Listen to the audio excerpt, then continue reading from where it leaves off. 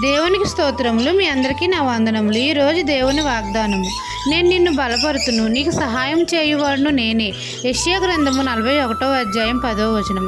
సకల ఆశీర్వాదాలకు కారణభూతుడైన మన తండ్రి అయిన యెహోవా నేను నిన్ను బలపరుతును, నీకు సహాయం చేయువాడును నేనే అని మనతో సెలవిస్తున్నారు.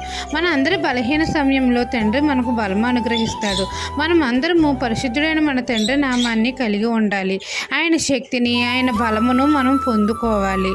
తండ్రి మన అందరికీ తోడై ఉంటాడు. మన అందరి పక్షంగా యుద్ధములు చేస్తాడు. శత్రువులు మన ఎదుట నిలవకుండా, మన ప్రమేయం లేకుండా వారిని తరిమి కొడతాడు. ఆపదలో మన ప్రభువుకు ప్రార్థన చేస్తే వెంటనే తండ్రి మనకు సహాయం చేస్తాడు. నీతి అని తండ్రి తన దక్షిణ హస్తంతో మనల్ని ఆదుకుంటాడు, మనల్ని రక్షిస్తాడు, మనల్ని కాపాడుతాడు.